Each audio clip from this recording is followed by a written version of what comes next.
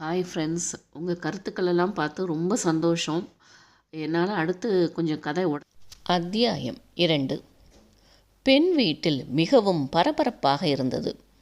மாப்பிள்ளை அழைக்கச் சென்றவர்கள் கிளம்பிவிட்டதாக தகவல் வர அவர்களை வரவேற்க நெருங்கிய சொந்தங்களை அழைத்து கொண்டு மண்டபத்திற்கு சென்றனர் பவானியும் ராஜசேகரும். அதற்கு முன்னரே வித்யாவை நல்ல நேரம் பார்த்து மண்டபத்திற்கு அழைத்துச் சென்றிருந்தனர். அங்கு அவளுக்கான அலங்காரத்தை தொடங்கியிருந்தனர். வீட்டின் பெரியவர்கள் மட்டும் மாப்பிள்ளை வந்து இறங்கியதும் மெதுவாக மண்டபத்திற்கு செல்லலாம் என்று தயாராகி கொண்டிருந்தனர். வித்யாவின் மாமா கனகசபையும் அவர் மனைவி விஜியும் மாப்பிள்ளையை அழைக்கச் சென்றிருந்தனர். அங்கு சென்ற சிறிது நேரத்திற்குள்ளேயே மாப்பிள்ளை வீட்டில் நடப்பவற்றை கவனித்து விட்டனர். அவர்களது சொந்தங்கள் அனைவரும் அருகே நெருங்காமல் தள்ளியே இருந்ததையும் கவனித்து விட்டனர். கனகசபைக்கு மனதில் லேசான நெருடல் எழ ஆரம்பித்திருந்தது. அதிலும் மாப்பிள்ளையே அனைத்து வேலைகளையும் இறுதி வரை செய்து கொண்டிருந்ததையும் கவனித்து கொண்டுதான் இருந்தார். கனகசபையின் மனைவி விஜியும் மாப்பிள்ளையின் அத்தைகள் சித்தி என்று எவருமே தாங்களே முன்வந்து எதையும் செய்ய முற்படாததை கவனித்து கவலையடைந்தார். அதிலும் கார்த்திகா அனைத்தையும் தானே நடத்தி கொண்டிருப்பதையும் கண்டு மனதிற்குள் சலனம் எழுந்தது. சரியாக விசாரிக்காமல் சம்மதம் சொல்லிவிட்டார்களோ என்று எண்ணி யோசிக்கத் தொடங்கிவிட்டார். ஆனால் காலம் கடந்து யோசித்து எந்த பயனும் இல்லை என்று அமைதியாக அனைத்தையும் வேடிக்கை பார்த்து கொண்டிருந்தார். அதிலும் மாப்பிள்ளை தோழனாக அத்தையின் மகனை சொன்னதும் வேகமாக ஓடி வந்து மறுத்துச் சொன்னவரை பார்த்து உள்ளுக்குள் பயம் எழுந்தது. இங்கு எல்லாமே அவரின் சட்டம்தானோ? தங்களின் பெண் வந்து எப்படி சமாளிக்கப் போகிறாள் என்று எண்ணி கவலைப்பட ஆரம்பித்தார். கணவருடன் பேச கிடைத்த சந்தர்ப்பத்தில் தன் மனதில் இருந்ததை பகிர்ந்து கொண்டார். அவருக்கும் அதே எண்ணம்தான். ஆனால் மாப்பிள்ளை மிகவும் பண்பானவராக தெரிகிறார். அதனால் அதிகம் பிரச்சனை வராமல் அவரே சமாளித்து விடுவார் என்று இருவரும் சமாதானம் சொல்லிக் கொண்டனர். அங்கிருந்து கிளம்பியதும் அவர்களுக்கு தகவல் சொல்லிவிட்டு மாப்பிள்ளையிடம் பேச்சு கொடுக்க ஆரம்பித்தார் கனகசபை. உங்கள் சைடு ரிசப்ஷன் ஏற்பாடு செஞ்சுருக்கீங்களா மாப்பிள்ளை? இல்லை மாமா, எல்லோரும் தான் கல்யாணத்துக்கு வந்துடுறாங்களே.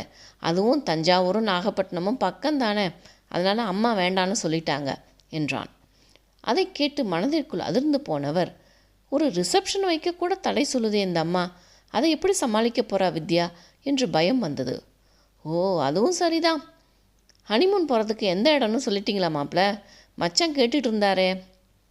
இப்போது சீசன் டைம் மாமா, எனக்கு கடையில் நிறைய வேலை இருக்கும், அதான் முடியாதுன்னு சொல்லியிருக்கேன் என்றவனை அதிசய பிறவி போல பார்த்து வைத்தார். மனமோ மச்சான் சரியாக விசாரிக்காமல் இப்படி போய் பொண்ணை கொடுக்குறீங்களே என்று புலம்பிக் கொண்டிருந்தது. இதற்கு மேல் பேசி எதையும் தெரிந்து கொள்ள விரும்பாமல் அமைதியாக இருந்து விட்டார். சுமார் 2.5 மணி நேர பயணத்திற்கு பிறகு நாகைப்பட்டினம் சென்று மண்டப வாசலில் இறங்கினர். அங்கு மாப்பிள்ளைக்கு தடபுடலாக வரவேற்பு வழங்கப்பட்டது. சந்துரு எந்த இடத்திலும் மென் சிரிப்பை கூட வழங்கவில்லை. பிரேமாவும் காந்தியும் பேசி பேசி மாய்ந்து போனார்கள். மாப்பிள்ளைக்கு கொடுக்கப்பட்டிருந்த அறைக்கு சந்துருவை அழைத்து கொண்டு ஆண்கள் சென்றுவிட பெண்கள் அனைவரும் பெண்ணை பார்க்க கிளம்பினார்கள். வித்யாவின் அறைக்கு சென்றவர்கள் சம்பிரதாயமாக 2 வார்த்தைகள் பேசிவிட்டு அங்கிருந்து வெளியேறினார்கள். கார்த்திகாவும் மஞ்சுவும் மட்டும் சற்று நேரம் அமர்ந்திருந்தனர். மஞ்சுவின் பார்வை வித்யாவின் காது கழுத்து என்று ஒன்று விடாமல் அனைத்தையும் ஆராய்ந்து கொண்டிருந்தது. கார்த்தியாயினி அங்கிருந்த வித்யாவின் சொந்தங்களிடம் இயல்பாக பேசிக்கொண்டிருந்தார். கிளம்பும்போது, எங்கள் வீட்டு ஆட்கள் யார் எது சொன்னாலும் கவலைப்படாதம்மா, நீ ஃப்ரீயாயிரு என்று விட்டு மஞ்சுவை அழைத்து கொண்டு வெளியேறினார். அதை கேட்டுக்கொண்டிருந்த பவானிக்கும் சரி, மற்றவர்களின் மனதிலும் கார்த்தியாயினி உயர்ந்து நின்றார். பரவாயில்லடி வித்யா, உன் மாமியார் எவ்வளவு அழகாக உனக்கு சப்போர்ட்டாக சொல்லிட்டு போகிறாங்க பாரு, நீ கொடுத்து வச்சவதான் என்றார் அவளது அத்தை பரிமளம். பவானியும் மகளின் கன்னம் வழித்து, எனக்கு உள்ளுக்குள்ளே லேசாக பயம் இருந்துக்கிட்டே இருந்துச்சு, அந்த பயம் தேவையில்லைன்னு சொல்லாமல் சொல்லிட்டு போகிறாங்க என்றார் கலங்கிய கண்களுடன். அப்பொழுது அனைத்தையும் கேட்டுக்கொண்டே உள்ளே வந்த விஜி, ஏன் யாரும் எதுவும் சொன்னாங்களா அவங்க பக்கத்து ஆட்கள் என்றார் யோசனையுடன். அதெல்லாம் இல்லை, நமக்கு தைரியம் கொடுக்கத்தான் சொல்லிட்டு போகிறாங்க என்றார் பவானி. அதை கேட்டதும் மீண்டும் விஜியின் மனதில் சஞ்சலம். நிச்சயம் இந்த அம்மா வில்லங்கமாக தான் இருக்கணும்னு தோணுது. பவானியிடம் எதுவும் சொல்லாமல் வித்யாவிடம் சந்தர்ப்பம் கிடைத்தால் கவனமாக இருக்க சொல்ல வேண்டும் என்று நினைத்து கொண்டார். தங்களின் அறைக்கு சென்று கொண்டிருந்த தாயும் மகளும் வித்யாவை பற்றி தான் பேசிக்கொண்டிருந்தனர். அவ கழுத்தில் பாத்தியாம்மா, நம்மக்கிட்ட காட்டாத நகை புதுசு ஒன்று போட்டிருக்கா. அண்ணின்னு சொல்ல பழகு மஞ்சு.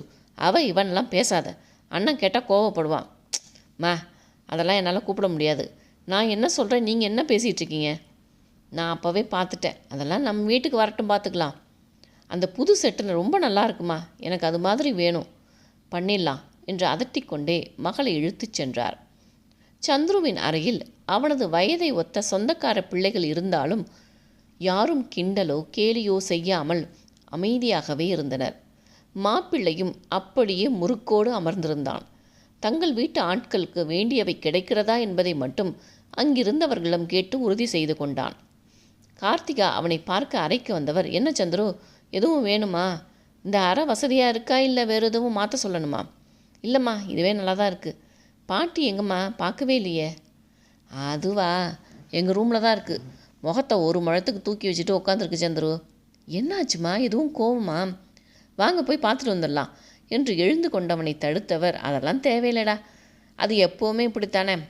இதுவே உங்கள் பெரியப்பா வீட்டு விசேஷம்னா ஓடி ஓடி வேலை செய்யும். நம்ம வீட்டுக்கு வந்தால் ஒதுங்கித்தானே இருக்கும். நீ விடு. சரிம்மா, மஞ்சுவை கொஞ்சம் பார்த்துக்கோங்க. அவளுக்கு என்ன வேணும்னு கேட்டு செய்யுங்கம்மா. அப்புறம் நாளைக்கு வீட்டுக்கு வந்து ஆடுவா என்றான் சிரிப்புடன். அவதானே இப்போவே ஆரம்பிச்சிட்டா. உன் பொண்டாட்டி புதுசாக ஒரு செட்டு போட்டிருக்கா, அது மாதிரி வேணும்னு கேட்க ஆரம்பித்தாச்சு. அவனும் புன்னகையுடன், சின்ன பொண்ணுமா, கல்யாணம் முடியட்டும், அவகிட்ட வாங்கி அதே மாதிரி செஞ்சு கொடுத்துடலாம் என்றான். அப்பொழுது உள்ளே நுழைந்த காந்தி, அக்கா இங்கே என்ன பண்ணுற, உன்னை அங்கே ஹாலில் தேடுறாங்க என்றார். சரி காந்தி, நீ டிஃபன் சாப்பிட்டியா?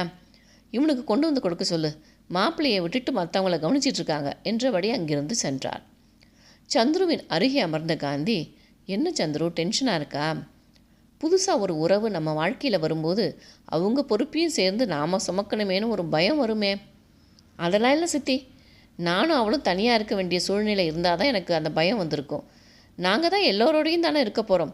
ஸோ எனக்கு எந்த பயமும் இல்லை என்று அவனை பரிதாபமாக பார்த்தார் காந்தி. அவர் மனதிற்குள்ளோ, அதுதானே எங்களுக்கு எல்லாம் பயம். உங்கள் அம்மாவும் தங்கச்சியும் போதுமே பிரச்சனையை கிளப்ப, நீயோ தாய் சொல்ல தட்டாதேன்னு இருப்ப. அந்த பொண்ணு நிலைமை தான் கஷ்டம் என்று எண்ணியவர் பெருமூச்சுடன், சரிதான் சந்துரு என்று விட்டு அமைதியாக அமர்ந்து விட்டார். மறுநாள் காலை பரபரப்புடன் விரிந்தது. முகூர்த்தத்திற்கான வேலைகள் பரபரப்பாக நடந்து கொண்டிருக்க வித்யாவை அலங்கரித்து அமர வைத்திருந்தனர். பூர்வாங்கம் முடிந்து மாப்பிள்ளை வந்து அமர்ந்ததும் பெண்ணை அழைத்து வரும்படி ஐயர் கூற வித்யாவை மஞ்சு ஒரு புறமும் பிரேமா ஒரு புறமும் கைப்பிடித்து அழைத்து வந்தனர்.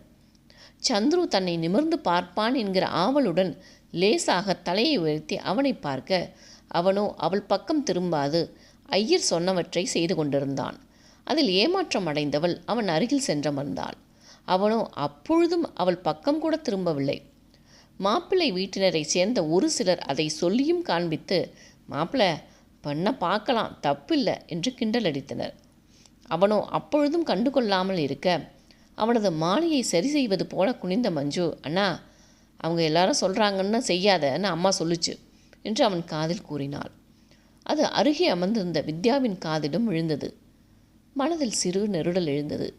இதற்கெல்லாமா அறிவுரை சொல்வார்கள்? திருமணம் என்பது வாழ்க்கையில் ஒருமுறை நடப்பது. அதில் பெண்ணின் பக்கம் திரும்பாதே என்று கூடவா சொல்வார்கள் என்கிற எண்ணம் எழ உள்ளுக்குள் பயப்பந்து எழுந்தது. மேலும் சிந்திக்கும் முன் கெட்டி மேளம் ஒலிக்க, குறித்த நேரத்தில் அவளது கழுத்தில் தாலியை கட்டி தன்னவளாக ஆக்கி கொண்டான் சந்திரசேகர். அப்பொழுதும் அவனிடத்தில் அதிகப்படியான உணர்வுகளை பார்க்க முடியவில்லை. அவளது கையை பற்றி அக்னியை வலம் வரும்போது மட்டும் மெல்லிய குரலில் பார்த்து வரும்படி கூறினான். அதுவரை சஞ்சலப்பட்டு கொண்டிருந்த மனதிற்கு இதமாக இருந்தது. அதன் பின்னர் உறவினர்கள் அனைவரும் அவர்களை வாழ்த்தவும் கிஃப்ட் கொடுக்கவும் சூழ்ந்துவிட வேறு எதையும் சிந்திக்க நேரமின்றி சென்றது. பெண்ணும் மாப்பிள்ளையும் கிளம்ப அவர்களுக்கென்று தனி கார் ஏற்பாடு செய்யாது மற்றவர்களுடன் வேனிலேயே அழைத்துச் செல்ல ஏற்பாடாகியிருந்தது. அதை கண்டு ராஜசேகருக்கு அது பிடிக்காமல், நான் வேணா கார் ஏற்பாடு செய்வா சம்பந்தி என்றார். சுகுமாரன் பதில் சொல்லும் முன்னே அங்கே வந்த கார்த்திகா, அதெல்லாம் வேண்டாம் சம்பந்தி, எங்களோடவே வரட்டும் அவங்க என்று விட்டார் முடிவாக. ராஜசேகருக்கு அவரது பதில் பிடிக்கவில்லை. என்ன இந்த அம்மா எல்லா விஷயத்திலையும் நாட்டாம செய்யுது என்று எண்ணியபடி அங்கிருந்து சென்றார். சற்று நேரத்தில் மாப்பிள்ளை வீட்டினர் 3 வேன்களில் பெண்ணையும் மாப்பிள்ளையும் அழைத்து கொண்டு கிளம்பினார்கள். அவர்களோடு மற்றொரு காரில் பெண்ணின் மாமாவும் மாமியும் சென்றனர். 2½ மணி நேர பயணத்திற்கு பிறகு அங்கு சென்று இறங்கினர். கார்த்திகா முன்னே இறங்கி சென்று ஆரத்தி எடுக்க ஏற்பாடுகளை செய்ய பெண்ணையும் மாப்பிள்ளையும் நல்ல நேரத்தில் ஆரத்தி எடுத்து வீட்டின் உள்ளே அழைத்துச் சென்றனர். அது ஒரு பழங்காலத்து வீடு. தனி வீடுதான். 3 படுக்கை அறைகளை கொண்ட வீடு. திருமணத்திற்காக வெள்ளை கூட அடிக்காமல் பழைய வீடாகவே காட்சியளித்தது. புதிதாக வந்தவர்கள் யாரும் அதை திருமணம் நடந்த வீடாக சொல்லவே மாட்டார்கள். அதை பார்த்ததும் மாமாவுக்கும் மாமிக்கும் மனம் வேதனை அடைந்தது. நல்ல இடத்தில் பெண்ணை கொடுக்கவில்லையோ என்று யோசிக்கத் தொடங்கினார்கள்.